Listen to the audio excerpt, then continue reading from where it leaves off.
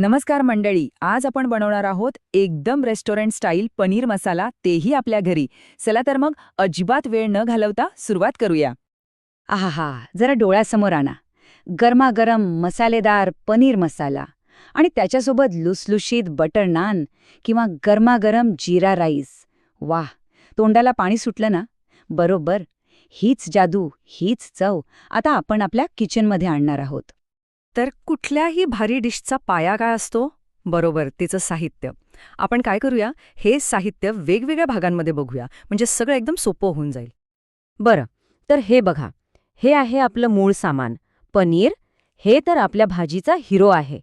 आणि कांदा टोमॅटो यांच्याशिवाय तर ग्रेव्हीची कल्पनाच करू शकत नाही. हेच तर ग्रेव्हीचा तो घट्टपणा, तो आधार बनवतात. आणि हो, तेल आणि बटरचं कॉम्बिनेशन, क्या बात आहे, चव एकदम नेक्स्ट लेवल. आता वळूया या पेस्टकडे. याच तर आहेत आपल्या ग्रेव्हीचे सिक्रेट एजंट्स. आलं लसणामुळे एक छान तिखटपणा आणि सुगंध येतो. तर काजूची पेस्ट ही ग्रेव्हीला एकदम रिच, क्रीमी आणि शाही बनवते. यामुळेच तो रेस्टॉरंटसारखा दाटसरपणा येतो. आणि आता मसाल्यांचा खजिना. यांच्याशिवाय तर पनीर मसाला अपूर्ण आहे.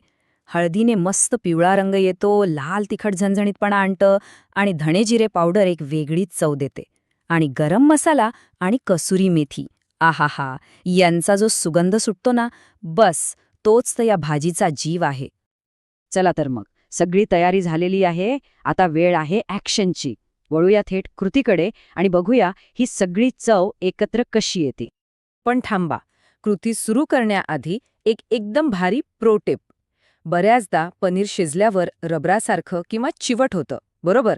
तर तसं होऊ नये म्हणून काय करायचं, पनीरचे तुकडे ग्रेव्हीमध्ये टाकायच्या आधी फक्त 5 मिनिटं कोमट पाण्यात भिजवून ठेवा. बस, एवढंच केलं की पनीर एकदम तोंडात विरघळणारं, मऊ, लुसलुशीत राहतं. नक्की करून बघा. चला सुरू करूया. सगळ्यात आधी तेल आणि बटर गरम करून त्यात कांदा मस्त सोनेरी होईपर्यंत परतून घ्यायचा. मग त्यात आलं लसूण मिरचीची पेस्ट घालून तिचा कच्चा वास जाईपर्यंत परतायची. आता येतो सगळ्यात महत्त्वाचा भाग. टोमॅटो पेस्ट घालायची आणि ती तेल सुटेपर्यंत शिजवायची. हे खूप महत्त्वाचं आहे, कारण इथेच आपल्या मसाल्याचा बेस पक्का होतो. मग त्यात हळद, तिखट, धने जिरे पूड आणि मीठ घालून 1-2 मिनिट परतायचं. आणि शेवटी ती रिच काजूची पेस्ट. सगळं मस्त एकत्र शिजलं की आपला मसाल्याचा बेस तयार. ओके, तर आपला मसाल्याचा घट्ट सुगंधी बेस आता तयार आहे. आता याला ग्रेव्हीत बदलण्याची वेळ आली आहे. आता आपल्याला ग्रेव्ही किती दाटसर हवी आहे त्या अंदाजाने यात पाणी घालायचं आणि एक मस्त उकळी येऊ द्यायची. उकळी आल्यामुळे काय होतं की सगळे मसाले एकत्र मिसळतात आणि त्यांची चव ग्रेव्हीत छान मुरते. आणि आता येतो तो क्षण ज्याची आपण वाट बघत होतो. आता या उकळत्या मसालेदार ग्रेव्हीमध्ये आपण आपल्या भाजीचा स्टार म्हणजे पनीर घालणार आहोत. एक गोष्ट लक्षात ठेवा, पनीर टाकल्यानंतर गॅस मंद करायचा आणि फक्त 4 ते 5 मिनिटं शिजू द्यायचं. यापेक्षा जास्त अजिबात नाही, नाहीतर पनीर कडक होऊ शकतं. त्यामुळे ही वेळ नक्की पाळा. 1 मिनिट.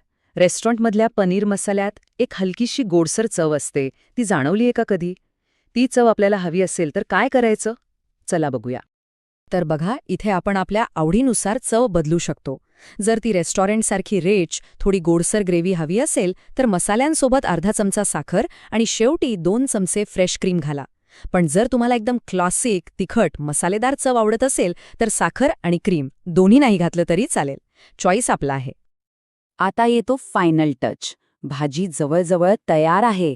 गॅस बंद करायचा आणि मगच वरून गरम मसाला, हातावर चुरडून कसुरी मेथी आणि जर वापरत असाल तर फ्रेश क्रीम घालायचं. हे लक्षात ठेवा, गॅस बंद केल्यावरच, कारण यामुळेच या गोष्टींचा सुगंध आणि चव भाजीमध्ये टिकून राहते. वा, काय मस्त सुगंध येतोय. आपली भाजी आता खाण्यासाठी जवळजवळ तयार आहे. आता फक्त तिला सजवून सर्व्ह करायची वेळ आली आहे. आणि कोणतीही भारतीय भाजी कोथिंबिरीशिवाय पूर्ण होत नाही, नाही का? तर वरून छान ताजी बारीक चिरलेली कोथिंबीर भुरभुरवायची. यामुळे भाजी दिसायला सुंदर दिसतेच, पण एक फ्रेशनेस येतो. तर मग तयार आहे आपल्या घरच्या घरी बनवलेला आपण चवीला अगदी रेस्टॉरंटसारखा पनीर मसाला. बघा किती सोपं होतं आता फक्त हा प्रश्न उरतो की या अप्रतिम भाजीसोबत आपण काय खाणार आहोत? गरमागरम रोटी, बटर नान की वाफाळता जीरा राईस?